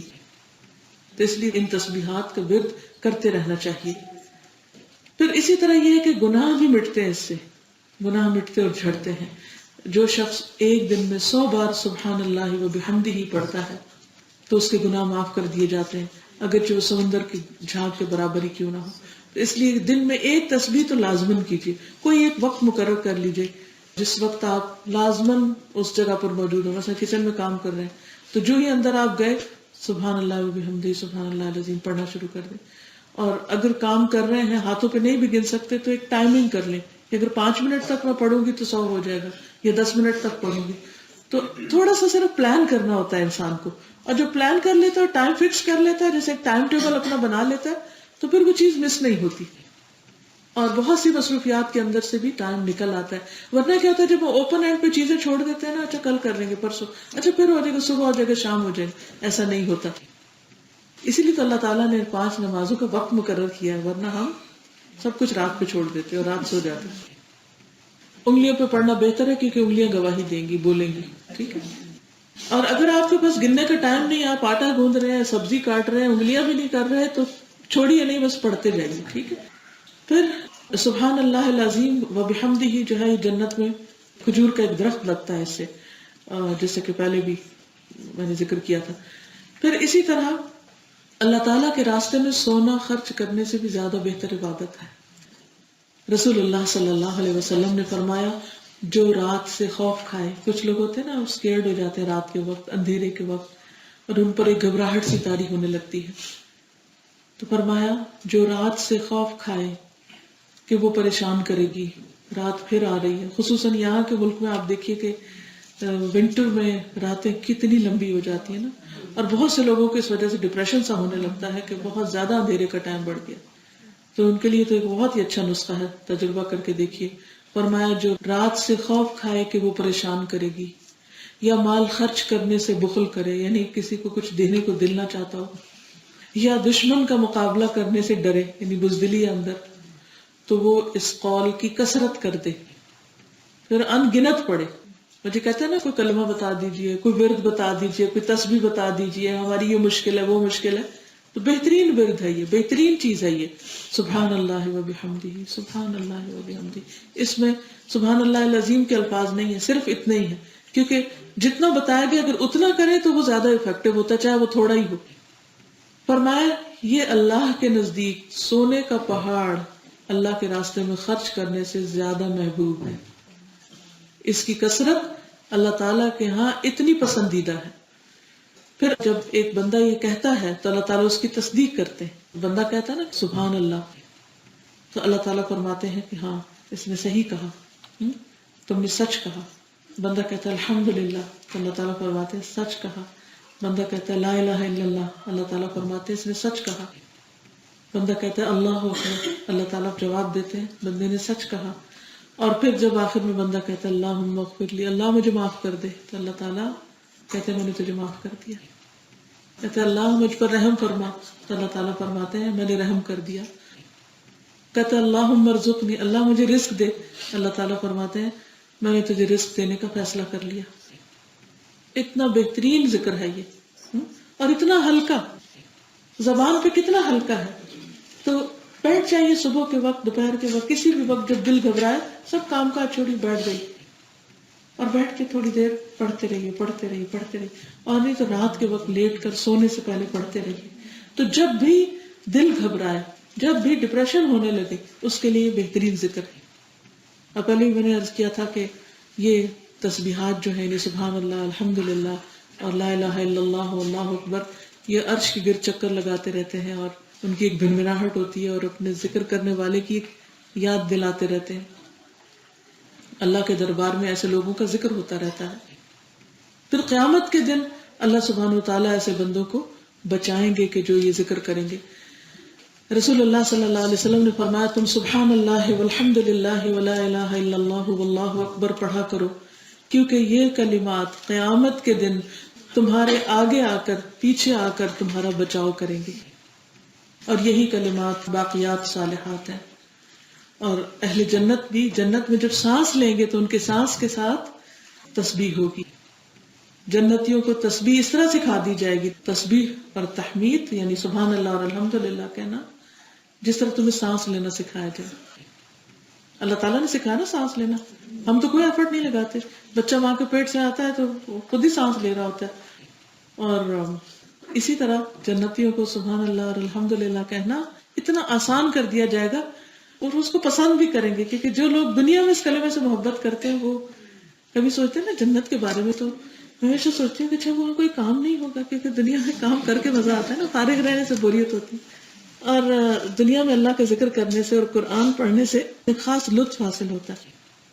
تو میں سوچتی ہوں کہ جنت میں اگر صرف مزے ہی مزے ہوں اور کچھ نہ ہو تو پھر، لیکن یہ اس سوال کا جواب ہے کہ وہاں پر انسان اللہ کی تسبیح ہر وقت کرتا رہے گا، لیکن وہ تسبیح بھی اس کو بودر نہیں کرے گی کہ اس کو بہت ایفرٹ لگانی پڑی ہے، اس کی سر کھپائی ہو رہی ہے، وہ اس کی سانس میں جاری ہو جائے گی. یعنی پھر وہ مخلوق جو ہمیشہ اللہ کی نعمتوں سے فائدہ اٹھائے گی وہ ہر وقت اللہ کی تعریف کرتی رہے گی اور اللہ کی تسبیح جیسے باقی مخلوق کر رہی ہے. اس وقت ہمیں تو چوائس دی گئی ہے نا کہ ہم کریں یا نہ. تو خوش قسمت ہیں جو اس سے فائدہ اٹھاتے ہیں اور کرتے رہتے ہیں، اور بدقسمت ہے وہ جو اپنے وقت کو ویسے ہی پریشانیوں میں ضائع کرتے اور کرنے کا کام نہیں کرتے. پھر اس کے بعد آگے فرمایا والصلاۃ نور، اور صلاۃ یعنی نماز نور ہے، روشنی ہے. روشنی کیا کرتی ہے؟ انسان کو راہ دکھاتی ہے. اور نماز سے مراد یہاں فرض نماز بھی ہے، نفل نماز بھی ہے. انسان کے دل میں بھی نور پیدا کرتی ہے، چہرے پر بھی نور آتا ہے. اب دیکھیں کہ جو لوگ دن میں 5 مرتبہ اپنا منہ دھوتے ہیں تو ان کا چہرہ کتنا صاف اور روشن ہوتا چلا جاتا ہے. اور پھر قبر میں بھی نور ہے، تو قبر میں نماز سراہنے آ کے بیٹھ جائے گی اور کسی بلا کو ادھر سے آنے نہیں دے گی. حشر میں بھی نور ہوگا کیونکہ قیامت کے دن اندھیرا ہی اندھیرا، ہر شخص کی روشنی بس اس کے اپنے ہی اعمال ہے. یہ ایسے ہی ہے کہ جیسے آپ سمر میں کسی اندھیری رات میں دور دراز کسی جنگل میں کیمپنگ کرنے کے لیے جائیں اور آپ کے پاس the only light is your own light, وہاں سے کوئی روشنی بجلی وغیرہ نہیں ہے کہ کہیں کسی اور سے آپ لے سکیں. تو بالکل اسی طرح قیامت کے دن بھی ہر شخص کی لائٹ اپنی ہی ہوگی. تو جس کی نمازیں مکمل ہوں گی اس کا نور بھی مکمل ہو جائے گا اور اس کے لیے بہترین روشنی ہوگی.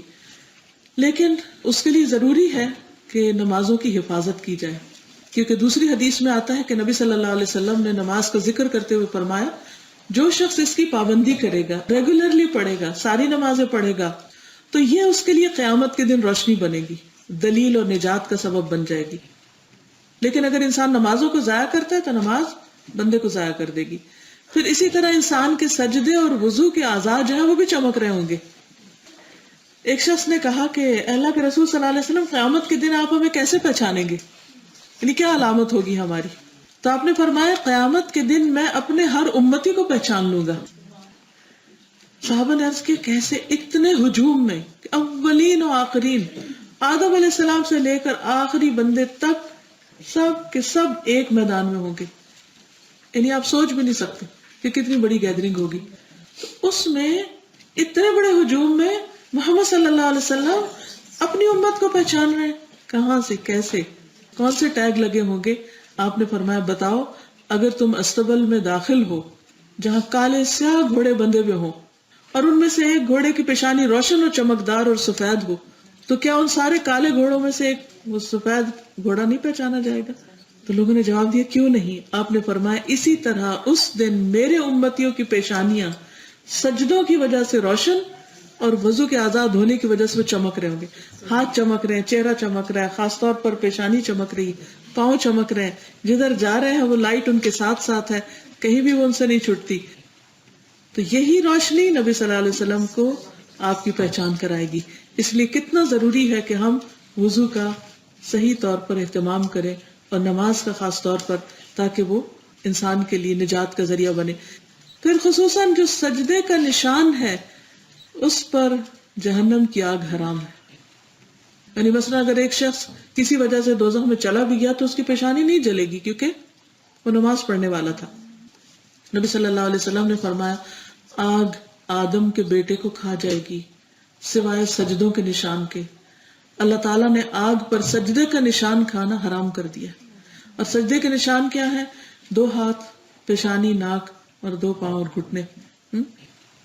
اگر ان میں آپ دیکھیے کہ نماز پڑھتے رہنے کی وجہ سے اگر گٹے بھی پڑ جاتے ہیں، دنیا میں ایک جگہ بازو کا سیاہ ہو جاتی ہے، ہاتھوں کے اوپر بھی اٹھنے کی وجہ سے آپ کے نشان پڑ جاتے ہیں اگر کئی سال تک مسلسل آپ پڑھتے چلے جا رہے ہیں. لیکن وہی ہاتھ چمکنے لگ جائیں گے، وہی پاؤں چمکنے لگیں گے، وہی پیشانی چمکنے لگے گی.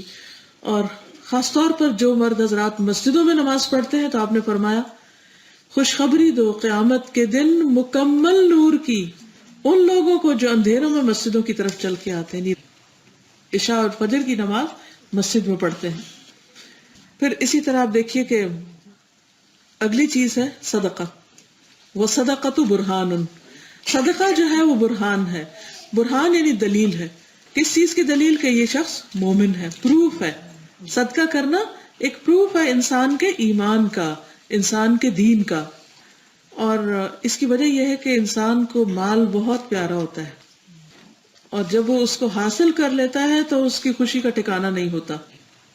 لیکن جب ایک انسان اللہ کی خاطر اپنی پیاری چیز اللہ کے بندوں کو دے دیتا ہے تو وہ اس کی سچائی کی دلیل ہے کہ ہاں واقعی یہ شخص اللہ پر اعتبار کرتا ہے، ایمان رکھتا ہے. اور صحابہ جو تھے وہ ایک دوسرے سے آگے بڑھ جاتے تھے صدقہ کرنے میں. حضرت عمر ایک دن کہتے ہیں کہ رسول اللہ صلی اللہ علیہ وسلم نے ہمیں صدقہ کرنے کا حکم دیا، تو میرے پاس بھی مال تھا، تو میں نے دل میں وہیں بیٹھے بیٹھے ارادہ کر لیا کہ میں آج ابو بکر سے بھی پہلے مال خرچ کروں گا اور زیادہ کروں گا. کیونکہ وہ کمپٹیشن رہتا تھا نا کہ اس نے کیا تو میں بھی. ان کی کمپٹیشن نیکیوں میں تھے، ہمارے کمپٹیشن الٹے ہیں، دنیا میں، گاڑیوں میں ہیں، گھروں میں ہیں، وغیرہ وغیرہ. تو وہ کہتے ہیں کہ میں گھر آیا اور آ کر میں نے آدھا مال اٹھایا اور میں نے کہا کہ نبی صلی اللہ علیہ وسلم کے پاس حاضر ہوتا ہوں. دیکھتا ہوں کہ ابو بکر اپنا سارا لے کے پہنچے ہوئے ہیں اور ان سے پہلے. حضرت ابو بکر صدیق کو صدیق کیوں کہا جاتا ہے؟ اسی وجہ سے کہ انہوں نے آپ کی تصدیق کی، انہوں نے سچائی کو جب دیکھا تو قبول کر لیا، دیر نہیں لگائی، اور پھر ساری زندگی اس کا ثبوت دیتے رہے، پروف دیتے رہے، اور خصوصاً صدقہ خیرات کے ذریعے پروف دیتے رہے کہ واقعی وہ اپنے کاز میں، مشن میں سچے ہیں. پھر اسی طرح آپ دیکھیے کہ ابو مسعود کہتے ہیں کہ رسول اللہ صلی اللہ علیہ وسلم نے جب ہمیں حکم دیا کہ ہم صدقہ کریں تو ہم میں سے بہت سے لوگ بازار جا کر بوجھ اٹھانے کی مزدوری کرتے، ایکسٹرا کام کرتے، اور اس طرح ایک مد غلہ یا کھجور وغیرہ حاصل کرتے، ایک مد جسے وہ صدقے میں دیتے. یعنی ان کے پاس ہوتا نہیں تھا صدقہ دینے کو، تو وہ کیا کرتے؟ کام شروع کر دیتے. کام اگر کچھ نہیں ملتا تو کوئی بھی اور جاب جسے ہم لوگ کہتے ہیں، یا کوئی بھی جاب کر کے جب اس میں سے کچھ ملتا تو وہ لا کے صدقہ کرتے. یہ سچا ہونے کی دلیل ہے نا. وہ بہانے تو نہیں کرتے، وہ کہتے ہیں ہمارے پاس ہے ہی کیا جو ہم دیں. اور وہ کہتے ہیں، ابو مسعود کہتے ہیں، لیکن آج ہم میں سے بہت سو کے پاس لاکھ لاکھ دینار یا درہم موجود ہے لیکن دینے والا دل نہیں. آج بھی آپ دیکھیں کہ مسلمانوں کے پاس بہت کچھ ہوتا ہے لیکن ان کی مسجدیں، ان کے سینٹرز، ان کے پروجیکٹس وہ ادھورے ہی رہتے ہیں، اور خاص طور پر تعلیم کے لیے خرچ نہیں کرتے. اپنی ذاتی زیب و زینت اور اپنی آرائش اور اپنے فائدے کے لیے بہت کچھ کرنے کو تیار ہو جاتے ہیں. ایک شادی کو آپ دیکھیں، میں سوچتی ہوں اگر ایک شہر میں صرف شادیوں پہ اٹھنے والا خرچہ ملا کے اگر ایک بہت بڑا تعلیمی مرکز قائم کر دیا جائے. آج سب والدین پریشان ہے کہ بچوں کے لیے اچھے کوالٹی کے اسلامک سکولز نہیں، اور کوستے رہتے ہیں وہ ہاں فلاں کھل گیا لیکن اس میں کچھ ہے نہیں. کیوں نہیں؟ اس کی وجہ کیا ہے؟ فنڈز کی کمی ہے، کوالٹی کی کمی ہے، اچھے ٹیچرز کی کمی ہے. تو وہ کیسے آئیں گے؟ اچھے ٹیچرز تو وہیں جائیں گے جہاں ان کو زیادہ سیلری ملے گی. تو اسلامک سکولز کے پاس وہ فنڈز نہیں کہ ان کو اچھی سیلری دے اور وہ ریٹین کرے. تو میں صدقے پہ بات کر رہی تھی کہ صحابہ کرام کے پاس اگر کچھ نہیں ہوتا تھا تو وہ کام کرتے تھے اور صدقے کا اہتمام کرتے تھے. اب اس میں آپ دیکھیے کہ صرف صحابہ نہیں بلکہ صحابیات جو تھی، خواتین جو تھی، وہ بھی اپنے ہاتھ سے کام کر کے اپنے ہاتھ کی کمائی کے ساتھ خرچ کرنا پسند کرتی تھی. اور ان میں سے کئی صحابیات کا خاص طور پر ذکر ملتا ہے. نبی صلی اللہ علیہ وسلم نے اپنی ایک زوجہ محترمہ کے بارے میں فرمایا تھا کہ تم میں سب سے پہلے مجھ سے وہ آ کر ملے گی جس کے ہاتھ سب سے لمبے، یعنی سب سے پہلے اس کی وفات ہوگی تو وہ اپنے ہاتھوں کو ایک دوسرے سے جوڑ جوڑ کے دیکھتی تھی کہ کس کی انگلیاں لمبی ہیں یا کس کا ہاتھ زیادہ لمبا ہے. تو بہرحال ہوا یہ کہ جو پہلی زوجہ محترمہ فوت ہوئی وہ سب سے زیادہ صدقہ کرتی تھی اور اپنے ہاتھ سے کام کر کے کمائی کر کے وہ خیرات کرتی تھی، کیونکہ خیرات کرنے کا شوق تھا. تو کیونکہ صدقہ جو ہے وہ انسان کے لیے بلاؤں کو بھی ٹالتا ہے، اس کی بیماریوں کو بھی دور کرتا ہے، اس کے لیے نیکی اور خیر اور بھلائی کے دروازے کھولتا ہے، اور اس کے لیے دنیا اور آخرت میں راحت اور امن، اپنی اور دوسروں کی بھی بھلائی کے دروازے کھولتا ہے. آپ دیکھیں کہ جب آپ دینے والے بنتے ہیں تو دوسروں کے دل آپ کے لیے نرم ہوتے ہیں. والدین میں سے دیکھیے، رشتے داروں میں سے دیکھیے، اپنے خاندان میں سے دیکھیے، کمیونٹی میں سے دیکھیے، کس شخص کی زیادہ قدر ہوتی ہے، لینے والے کی یا دینے والے کی؟ جو دینے والا ہے اسی کی. اس کو اپنا کچھ کہنے کی ضرورت نہیں ہوتی اپنے منہ سے کہ لوگوں کہو کہ میں بہت اچھا ہوں. اس کی اچھائی اس کے معاملے سے ہی ظاہر ہو جاتی ہے اور وہ اس کے لیے پروف بن جاتا ہے. الصدقۃ برہان، وہ پروف ہے کہ وہ اچھا انسان ہے، ایک سرٹیفکیٹ ہے اس کے لیے، اس کی اچھائی کی دلیل ہے. ابو مسعود کہتے ہیں کہ ایک آدمی نے اللہ کے راستے میں ایک اونٹنی صدقہ کی جس کی ناک میں نکیل بھی پڑی ہوئی تھی. نبی صلی اللہ علیہ وسلم نے فرمایا قیامت کے دن یہ 700 اونٹنیاں لے کر آئے گا جن کی ناک میں نکیل پڑی ہوگی، یعنی اس کا بدلہ اتنا زیادہ بڑی شکل میں اس کو دیا جائے گا.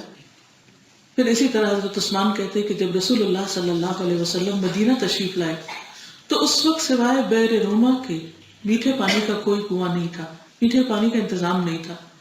تو رسول اللہ صلی اللہ علیہ وسلم نے فرمایا کون ہے جو اسے خالص اپنے مال سے خریدے اور اپنا حصہ بھی مسلمانوں کے برابر رکھے اور آخرت میں جنت کے اندر بہترین بدلہ حاصل کرے. چنانچہ حضرت عثمان کہتے ہیں کہ میں نے اپنے مال سے خرید کر اسے وقف کر دیا اور اب بھی وہ کنواں مدینے کے اندر موجود ہے. پھر فرمایا والصبر ضیاء، صبر روشنی. ایک ہوتا ہے نور، نماز کے لیے الصلاۃ نور، لیکن صبر ضیاء. ضیاء اس روشنی کو کہتے ہیں جس میں حرارت بھی ہوتی ہے، جیسے سورج کی روشنی. جو صبر انسان کرتا ہے تو اس میں ایک تکلیف بھی ہوتی ہے، اس میں ایک تپش ہوتی ہے، اس میں انسان کے اندر ایک مشکل وقت ہوتا ہے، اس کے نفس پر بھاری وقت ہوتا ہے، لیکن اس سے بھی ایک بڑی خیر پھوٹتی، اس سے بھی انسان کو بہت سے اچھائیوں کے موقع ملتے ہیں. مثلا صبر کس موقع پہ کرنا پڑتا ہے؟ جب کوئی سچویشن آپ کو اپنی مرضی کے خلاف نظر آتی اور اس وقت انسان بھڑک اٹھتا ہے اور اس وقت انسان اپنا پیشنس لوز کر بیٹھتا ہے. لیکن اگر اس وقت انسان اپنے آپ کو کنٹرول کر لے تو اس کے نتیجے میں جو اس کو خیر پہنچتی ہے وہ اس کے لیے آئندہ بہت سے اور خیر و بلائی کے راستے کھول دیتی ہے. لیکن جب انسان ایک غصے کا شکار ہو جاتا ہے تو وہ دیوانہ ہو جاتا ہے اور وہ دیوانگی اس کے لیے فساد اور مصیبت اور آئندہ کے لیے پریشانی کا سبب بنتی ہے. اور صبر کہتے ہیں اپنے نفس کو ایسی چیز سے روک لینا جس پر روکنا لازم ہے، یعنی زبان کو روک لینا، مثلا گالی گلوچ سے، برا بھلا کہنے سے، چیخنے چلانے سے. اسی طرح باقی اعضاء کو بھی ان چیزوں سے روک لینا جن سے رکنے کو شریعت نے کہا ہے. مثلا کن کن چیزوں کو حرام قرار دیا، چاہے ان کے لیے دل کتنا بھی چاہ رہا ہو، لیکن ان سے رک جانا، یہ بھی صبر ہے. صبر صرف غصے میں نہیں ہوتا، یہ صبر صرف غم میں نہیں ہوتا، اس وقت بھی ہوتا ہے، لیکن مومن کی ساری زندگی ہی صبر ہے. تو انسان جب صبر کرتا ہے تو اس میں ایک تلخی بھی ہوتی ہے. صبر بذات خود کڑوا ہوتا ہے لیکن اس کا پھل میٹھا ہوتا ہے. صبر کے وقت انسان کو لگتا ہے جیسے اندھیرے میں ہے، وہ کچھ نظر نہیں آ رہا اس کو، لیکن اس کے بعد اس کے لیے اس اندھیری رات کے بعد روشنی کی کرن پھوٹ پڑتی ہے اور سورج نکل آتا ہے. تو بیسیکلی اللہ کی نافرمانی سے رکنا یہ بھی صبر ہے. شیطان کی اکساہٹوں کے باوجود اپنی زبان کو روک لینا، اپنے منفی رد عمل کو روک لینا، حرام کاموں سے خود کو روک لینا جیسے زنا وغیرہ ہے، شراب پینا ہے، عمل قوم لوط ہے، ان تمام چیزوں سے رکنا. اللہ کی نافرمانی کے ڈر سے اپنی نگاہوں کی حفاظت کرنا، اپنے نفس سے مجاہدہ کرنا، نماز میں سٹرگل کرنا، یہ بھی ایک صبر کا مظاہرہ کرنا ہوتا ہے نا، کہ آپ بول نہیں رہے، آپ کھا نہیں رہے، آپ کچھ بھی نہیں کر رہے، نہ ادھر ادھر دیکھ رہے، ہر چیز کو آپ نے روکا ہوا ہے. نگاہ کو اٹھنے سے روکا ہوا، زبان کو بولنے سے روکا ہوا، کانوں کو ادھر ادھر کی باتیں سننے سے روکا ہوا ہے، دل کو برے خیالات سے روکا ہوا. تو نماز کا سارا وقت ہی حقیقت میں بہت بڑے صبر کا مظاہرہ ہے اگر آپ خشوع کے لیے ایفرٹ کر رہے ہیں. پھر آپ دیکھیے کہ انسان جب صبر کرتا ہے تو ایسا نہیں کہ صرف آخرت میں بلکہ دنیا میں بھی اس کو اس کا بہت بڑا اجر ملتا ہے اور بہت سی مشکلات اس کے لیے حل ہو جاتی ہیں. پھر اسی طرح یہ ہے کہ مشقت کے وقت جب انسان اپنے فرائض اچھی طرح بجا لاتا ہے، مثلا سخت نیند آ رہی ہے پھر بھی نماز پڑھتا ہے، سخت بھوک لگی ہے پھر بھی روزہ رکھ رہا ہے، اسی طرح سخت سردی لگ رہی ہے لیکن پھر بھی وضو کر رہا ہے، تو اس کے لیے اس کا اجر بھی بہت زیادہ بڑھ جاتا ہے. پھر اسی طرح حرام کے بہت سے دروازے کھلے ہیں لیکن وہ کم آمدنی پر گزارا کر رہا ہے کہ نہیں مجھے حرام سے زیادہ نہیں بڑھانا مال، میں انتظار کروں گا جب تک میرے لیے حلال کے دروازے کھل جائیں. تو یہ بھی صبر ہے. پھر اللہ کی تقدیر اور اللہ کے فیصلوں پر صبر کرنا جو ایک بڑا مشکل کام ہوتا ہے. کہ مثلا اگر کسی کی اولاد نہیں ہے تو یہ اللہ کا فیصلہ ہے نا، سارے علاج بھی کرا لیے نہیں ہوئی، اب اس پر لوگوں کے تانے اور باتیں اور لوگوں کی نظریں ہر روز کی، اور انتہائی تکلیف دہ ہو جاتا ہے. ایک خاتون کی حیثیت سے آپ سمجھ سکتے ہیں اگر کوئی اس تکلیف سے گزرے. لیکن ایسی خاتون اگر زبان نہیں کھولتی اپنی، نہ اللہ کے خلاف نہ بندوں کے خلاف، اور جب بھی کوئی بات کرے تو ناگواری کے باوجود خاموشی اختیار کر لیتی ہے، اللہ کا شکر ادا کرتی ہے اور اس حال میں بھی راضی. تو یہ صبر کی ایک بہت ہی بلند قسم ہے. اسی طرح اگر کسی کا بچہ فوت ہو جاتا ہے تو اس پر وہ صبر کرتی، جیسے حضرت ام سلیم نے صبر کیا تھا. اسی طرح اگر آپ کو کوئی الزام دے رہا ہے اور آپ جواب میں کچھ نہیں کہتے، خاموشی اختیار کرتے ہیں، آپ کسی کی گالی کے جواب میں گالی نہیں دیتے، خاموشی اختیار کر لیتے ہیں، تو یہ بھی بہت بڑے افضل اعمال میں سے ہے.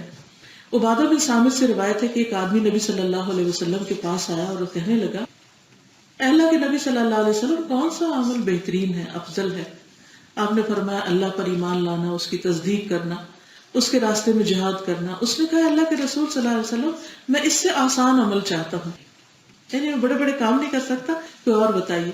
آپ نے فرمایا آپ کو درگزر کرنا، یعنی کسی نے تم سے زیادتی کی ہے تو اس کو معاف کر دینا اور صبر کرنا. اس نے کہا اے اللہ کے رسول صلی اللہ علیہ وسلم، میرا ارادہ تو اس سے بھی آسان عمل ہے. آپ نے فرمایا اللہ تعالیٰ تمہارے بارے میں جو فیصلہ کر دے اس پر اللہ تعالیٰ کو الزام نہ دینا. وائی می، یہ نہیں کہنا، کیونکہ ہمیں پتہ نہیں ہوتا کہ کوئی چیز ہمارے حق میں کتنی بہتر ہے. بعض اوقات کسی کے سر میں سخت درد شروع ہو جاتی ہے اور چھوٹی موٹی دوائیوں سے آرام نہیں آ رہا ہوتا، تو انسان کہتے ہیں کہ اللہ سبحانہ وتعالیٰ نے میرے حق میں اچھا نہیں کیا، یہ مجھے کیوں یہ مصیبت آ گئی. کوئی گر پڑتا ہے، چوٹ لگ جاتی ہے، کچھ اور ہو جاتا ہے، حالانکہ وہ کسی اور بڑی مصیبت کو بچانے کے لیے ہوتا ہے. بعض اوقات سر کا درد جو ہے وہ انڈیکیشن ہے کسی اور بیماری کی. بعض اوقات آپ کا گرنا آپ کے لیے ہو سکتا ہے اندر کسی آپ کے باڈی پارٹ کو ضرورت ہی جھٹکا لگنے کی، آپ کو ویسے کوئی بھی نہیں لگا سکتا تھا کہ آپ، بہت ساری چیزیں ہوتی ہیں. بہت سے سبق ہمیں کوئی چوٹ لگتی ہے تو ہم سیکھتے ہیں. ہم بعض اوقات کسی انسان کے پیچھے مرے چلے جا رہے ہوتے ہیں اور اس کی طرف سے ایسی باتیں سننے کو ملتی ہے تو ہمیں صبر آ جاتا ہے اور پھر وقت سے ہم کہتے ہیں اچھا ہوا اس نے پہلے ہی بتا دیا کہ وہ کون، ہم دھوکہ کھانے سے بچ گئے وغیرہ وغیرہ. تو کچھ چیزیں انسان کو سخت ناگوار گزرتی ہیں لیکن وہ انسان کے حق میں حقیقت میں اچھی ہوتی ہیں. قرآن مجید میں آتا ہے عسیٰ ان تکرہوا شیئا ویجعل اللہ فیہ خیرا کثیرا، ہو سکتا ہے کہ تم ایک چیز کو ناپسند کرو اور اللہ تعالیٰ نے تمہارے لیے اسی میں بہت بھلائی رکھی ہو. اور خصوصاً تقدیر کے فیصلے، کسی کا فوت ہو جانا، کسی کے کوئی نقصان ہو جانا، کسی کے ساتھ ایسا معاملہ ہو جانا جس میں اس کا دل بہت ہی دکھی ہو، تو اس میں رونے کے اندر کوئی حرج نہیں، انسان رو سکتا ہے، آنسو بہا سکتا ہے. ہم دیکھتے ہیں حضرت یعقوب علیہ السلام اپنے بیٹے کے غم میں روتے رہے، اس پر ان کو کوئی برا بھلا نہیں کہا گیا کہ وہ کیوں روئے. اسی طرح نبی صلی اللہ علیہ وسلم جب ان کے بیٹے ابراہیم کی وفات ہوئی تھی تو آپ نے فرمایا تھا آنکھیں روتی ہیں اور دل غمگین ہوتا ہے اور ہم نہیں کہتے مگر وہی بات جو اللہ تعالیٰ کو راضی کر دے، یعنی زبان سے کچھ نہیں کہیں گے ہم. اور اے ابراہیم تمہاری جدائی سے ہم سب غمگین ہیں. ظاہر ہے کسی کا ایک بیٹا ہو اور وہ بالکل چھوٹا گود کا بچہ تو کتنا پیارا ہوتا ہے، وہ چلا جائے ہمیشہ کے لیے تو جن کے چلے جاتے ہیں ان کو پتا ہے کہ یہ غم کیسا غم ہوتا ہے اور کیسا دکھ ہوتا ہے. لیکن اگر اس پر کوئی اللہ کے فیصلے کو قبول کر لے اور راضی ہو جائے تو اللہ سبحانہ وتعالیٰ اس کا درجہ بڑھا دیتے. رسول اللہ صلی اللہ علیہ وسلم نے یہ بھی فرمایا اللہ کی تقسیم پر راضی ہو جاؤ تو سب سے بڑے غنی بن جاؤ گے. سب سے بڑے غنی، یعنی اس سے بڑی دولت ہی کوئی نہیں کہ انسان اللہ کے فیصلے کو قبول کر لے. اور ویسے بھی اللہ سبحانہ وتعالیٰ جب کسی سے محبت کرتا ہے تو اس کو آزما لیتا ہے، اسے کسی آزمائش میں مبتلا کر دیتا ہے. اگر وہ راضی رہتا ہے تو اللہ تعالیٰ اس سے راضی ہو جاتا ہے اور اگر وہ ناراض ہو تو اللہ تعالیٰ بھی اس سے ناراض ہوتا ہے. پھر اس کے بعد قرآن مجید کے بارے میں فرمایا کہ بالقرآن حجت لک و علیک، قرآن یا تمہارے حق میں حجت ہے یا تمہارے خلاف حجت ہے. قرآن کیا ہے؟ قرآن اللہ کا کلام ہے. اس کی ویلیو وہی سمجھتا ہے جس کے دل میں اللہ کی عظمت ہو کہ اللہ سبحانہ وتعالیٰ کتنا بڑا ہے، جو اتنی عظیم ہستی ہے، اس کی کتاب، اس کی بات، اس کا حکم، اس کی طرف سے میرے لیے کوئی بات آئی تو وہ اس کو معمولی نہیں سمجھے گا کہ اچھا قرآن میں ہے چلو خیر ہے، قرآن میں ہی ہے تو سیکرڈ کتاب ہے. نہیں، وہ کہے گا میرے لیے ہے. کتنی توجہ سے اس کو سنے گا جب وہ اللہ تعالیٰ کی عظمت کو پہچانتا ہوگا. تو قرآن مجید اللہ تعالیٰ کا کلام ہے جو جبریل علیہ السلام کے ذریعے نبی صلی اللہ علیہ وسلم کے قلب مبارک پر اتارا گیا، کیونکہ اللہ تعالیٰ نے پورے انسانوں کے دلوں میں سے سب سے زیادہ نبی صلی اللہ علیہ وسلم کے دل کو اچھا پایا تو ان پر قرآن اتار دیا. تو جب اللہ تعالیٰ آپ کو قرآن کی محبت دے سمجھے کہ اللہ کا انعام ہو گیا آپ پر. اگر آپ قرآن کی خدمت کے لیے اپنا وقت نکال سکتے سمجھے کہ اللہ نے سب سے بہترین وقت آپ کو عطا کر دیا. یعنی کہ آپ پر فضل ہو گیا، رحمت ہو گئی، برکت ہو گئی کہ آپ اللہ کے کلام کی خدمت کے لیے اپنے آپ کو وقف کیے ہوئے۔ پھر آپ دیکھیے کہ قرآن مجید میں آتا ہے فَلَا أُقْسِمُ بِمَوَاقِعِ النُّجُومِ وَإِنَّهُ لَقَسَمٌ لَوْ تَعْلَمُونَ عَظِيمٌ، بس نہیں میں ستاروں کے گرنے کی جگہوں یعنی ڈوبنے کی جگہوں کی قسم کھاتا ہوں۔ افق کی کتنی وسیع افق ہوتا ہے، اور بے شک یہ ایک بہت بڑی قسم ہے، یعنی ان سب چیزوں کو گواہ بنا کے بتاتا ہوں کیا، انہ لقرآن کریم، یہ کتاب یعنی یہ قرآن باعزت پڑھی جانے والی چیز ہے۔ یعنی انسان کو نظر آنے والی چیزوں میں سب سے بڑی چیز کیا ہے؟ آسمان، ستارے اور یہ وسعتیں۔ اتنی بڑی وسیع چیز کی قسم کھانے کے بعد فرمایا، اس کو گواہ بنانے کے بعد، اس کی طرف توجہ دلانے کے بعد فرمایا کہ قرآن بہت عظیم چیز ہے، بہت کریم چیز ہے۔ کیونکہ جب کسی چیز کی اہمیت بتانی ہو تو اس سے پہلے انسان کے مائنڈ کو تیار کیا جاتا ہے، آپ ایک سرپرائز دیتے ہیں، دیکھو اس پہ اور کرو اس سے۔ اور اللہ سبحانہ وتعالیٰ نے بھی بہت خوبصورت انداز اپنایا ہے قرآن کی عزت اور کرامت اور بزرگی بیان کرنے کے لیے۔ اب آپ دیکھیے کہ یہ قرآن یا تو انسان کو فائدہ پہنچاتا ہے، انسان کے حق میں غنیمت ہے، یا اس کے اوپر چٹی ہے۔ یعنی اس قرآن کے ساتھ تعلق دو میں سے ایک ہے، تیسری کوئی چیز نہیں۔ آپ اس میں نیوٹرل نہیں رہ سکتے، یا آپ کے درجات بڑھائے گا یا گھٹائے گا، یا آپ کو بلندی دے گا یا آپ کو پکڑوائے گا۔ القرآن حجت اللہ کا وہ علیک۔ اب ہم یہ نہیں کر سکتے کہ اچھا ٹھیک ہے دل چاہے تو پڑھ لیں، سمجھ لیں، نہیں تو کوئی بات نہیں، بعد میں صحیح، لیٹر آن، نہیں۔ یا یہ کہ اس کو پڑھ لیں اور اس پر عمل نہ کریں۔ تو پہلی چیز کیا ہے کہ اس قرآن سے محبت، اس کی عظمت کا احساس دل میں لانا، اس کو دنیا کی ہر چیز سے زیادہ بہترین جاننا، کیونکہ ہر چیز کریشن ہے، لیکن یہ اللہ کی سپیچ ہے، یہ کریشن نہیں ہے، یہ اللہ تعالیٰ کی بات ہے۔ اور صرف ایک ہی چیز ایسی ہے کہ جو اللہ کی بات ہے، اور باقی تو کیا ہے، اللہ نے اس کو کریٹ کیا ہے۔ اب آپ دیکھیے کہ جب ہم اس کو اہمیت دیتے ہیں، اس کو مانتے ہیں، اس پر ایمان رکھتے ہیں، اور اس کو دنیا کی ہر سپیچ، ہر کلام، ہر علم، ہر بات سے زیادہ امپورٹنٹ سمجھتے ہیں، تو یہ ہمارے حق میں حجت بنتا جاتا ہے۔ یعنی مسلسل ایک لائن کے یا ادھر ہے ہم یا ادھر ہے، یعنی نمبر 1 امپورٹنس کتنی، اس کی امپورٹنس زیادہ ہے یا باقی سب چیزوں کی امپورٹنس زیادہ ہے۔ خود کو خود چیک کر سکتے ہیں، اپنے لیے ایک چیک لسٹ بنا سکتے ہیں، اس سے زیادہ محبت ہے یا اور مثلاً اور چیزوں سے، میوزک سے، پوئٹری سے، اور دنیا کی باتوں سے، کہانیوں سے زیادہ دلچسپی، یا قرآن مجید سے؟ اور علوم پڑھنے میں وقت زیادہ لگا ہے یا قرآن پڑھنے میں زیادہ لگا ہے؟ پھر یہ کہ اس کی باتوں کو ہم سنجیدگی سے لیتے ہیں یا نان سیریس ایٹیٹیوڈ ہے؟ پھر یہ ہے کہ اس کی ہم تعظیم کرتے ہیں یا نہیں کرتے؟ پھر یہ کہ جو کہتا ہے وہ بھی کرتے ہیں یا نہیں کرتے؟ پھر یہ کہ اس کو دنیا تک پہنچانے کے لیے، لوگوں تک تقسیم کرنے کے لیے ہم کوئی ایفرٹ لگاتے ہیں یا نہیں لگاتے؟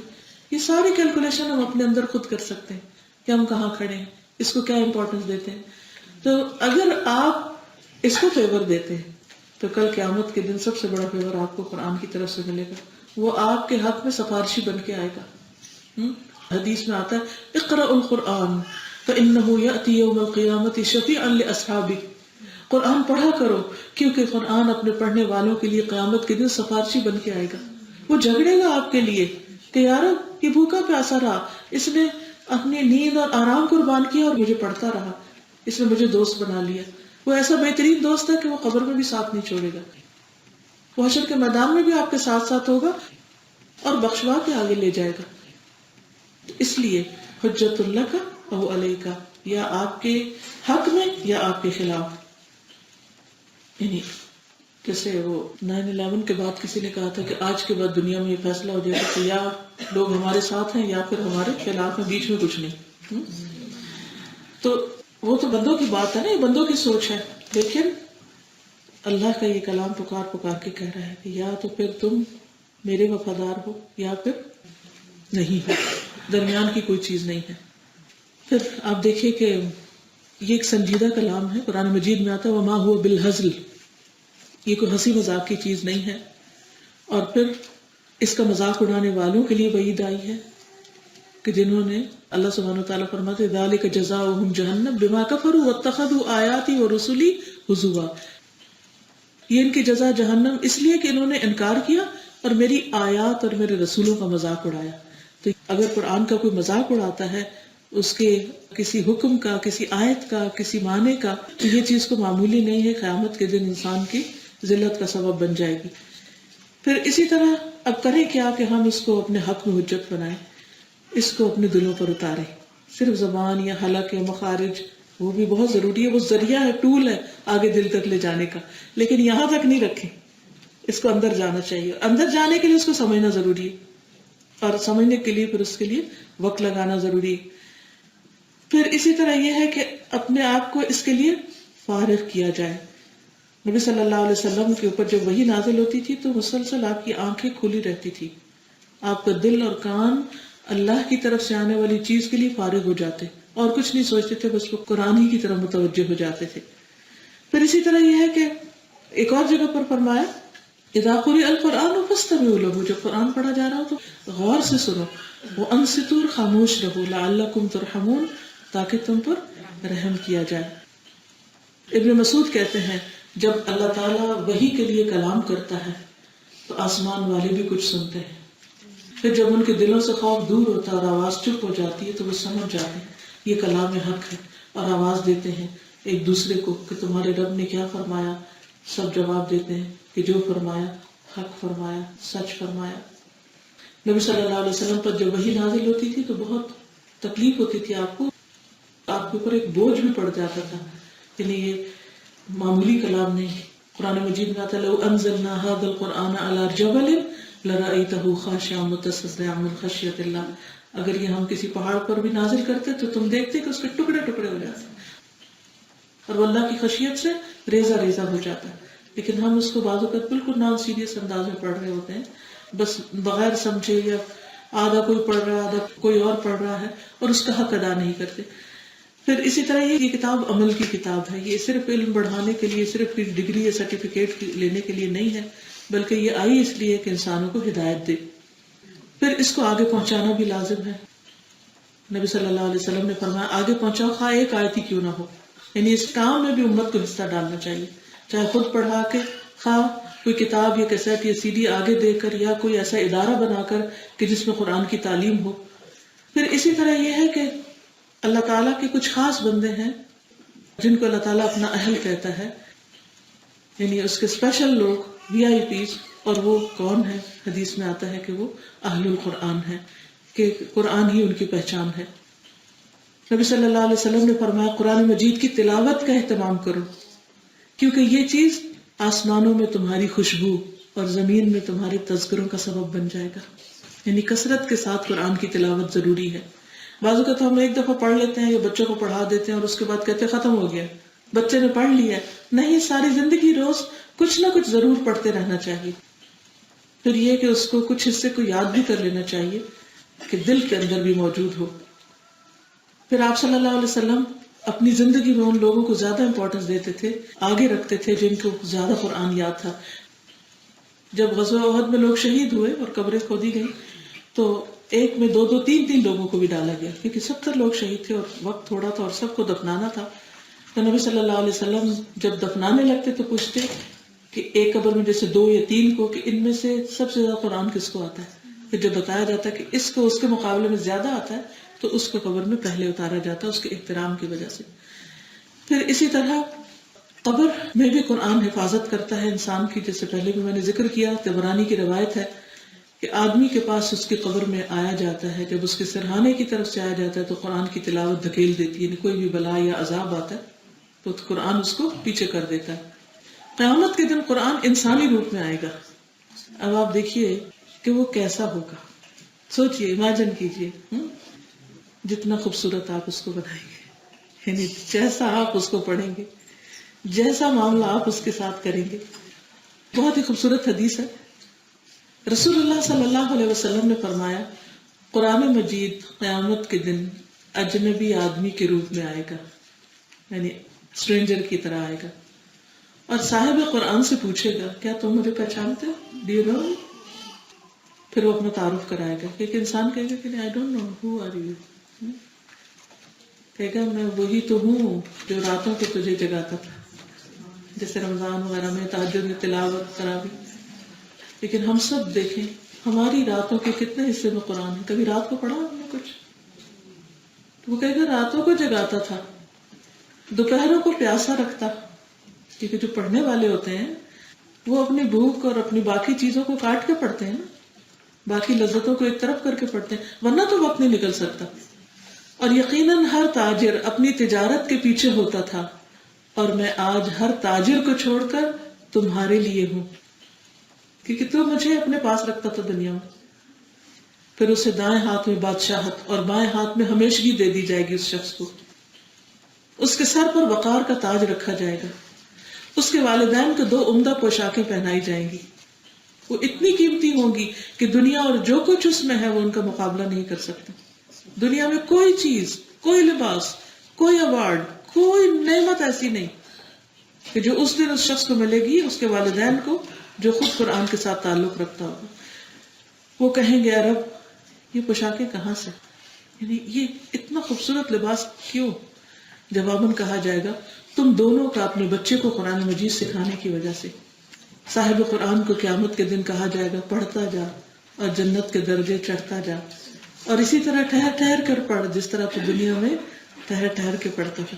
کیونکہ ٹھہر ٹھہر کے پڑھنے میں انجوائمنٹ ہوتی ہے، اور جلدی کا پڑھا ہوا تو بس وہ رکوع پورا کرنا ہے یا سپارہ پورا کرنا ہے. بس تیرا وہی مقام ہوگا جہاں تیری آخری آیت کی تلاوت ختم ہوگی.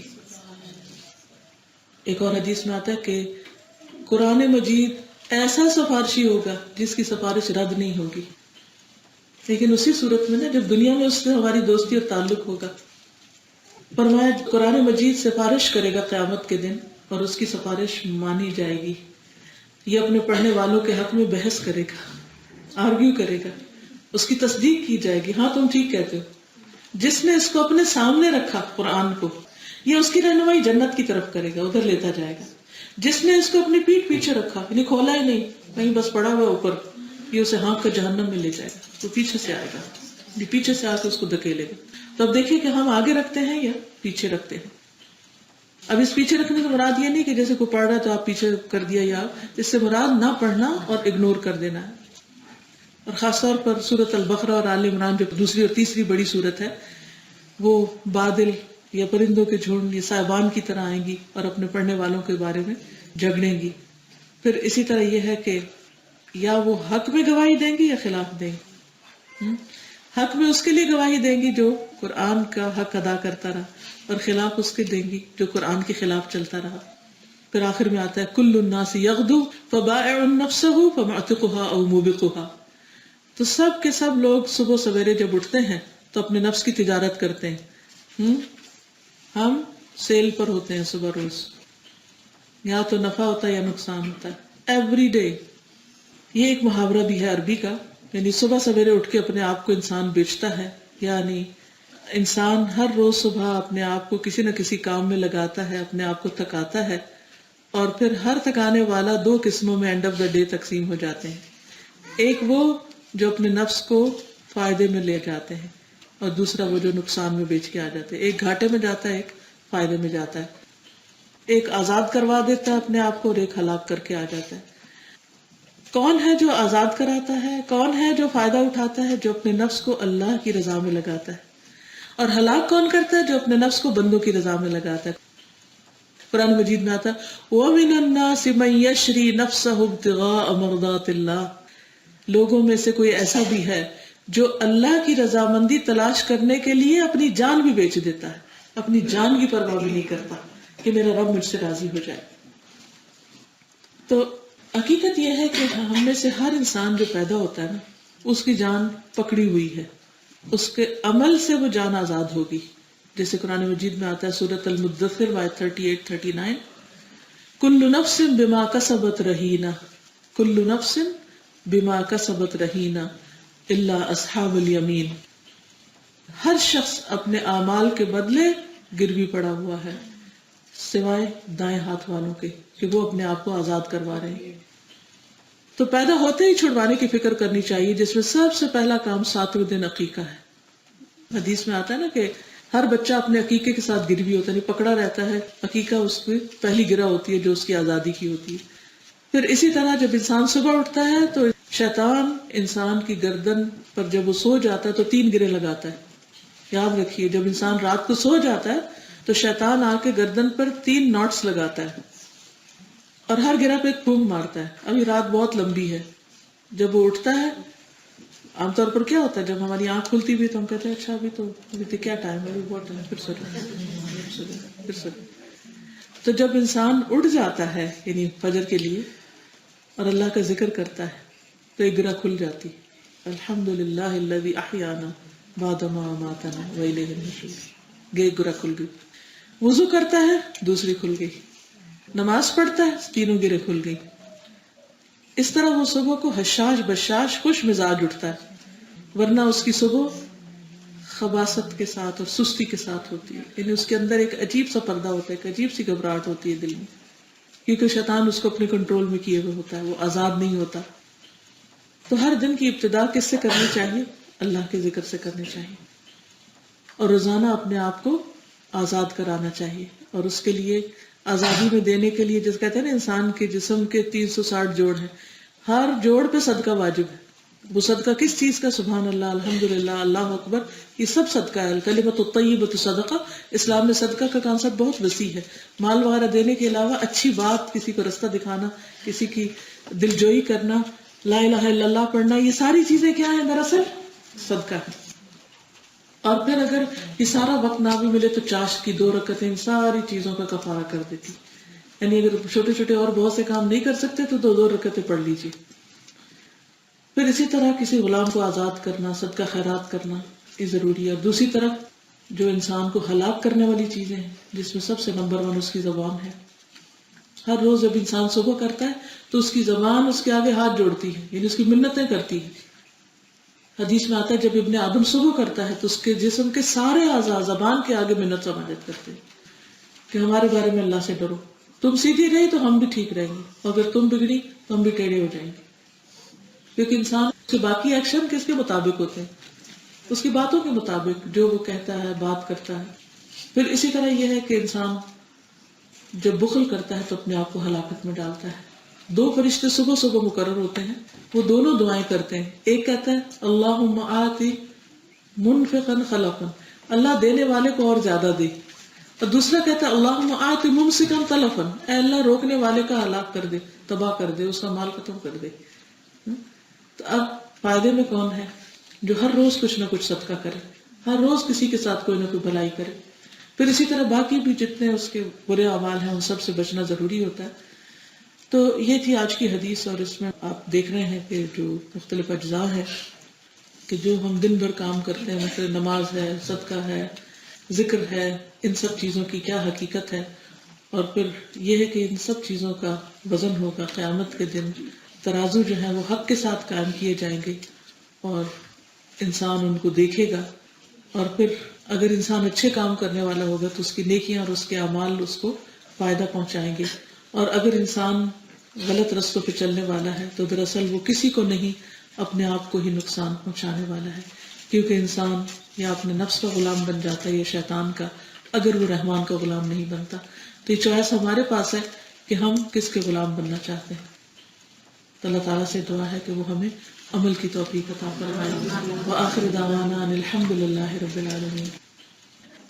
سبحانک اللہم وبحمدک اشہد ان لا الہ الا انت استغفرک واتوب الیک. السلام علیکم ورحمۃ اللہ وبرکاتہ.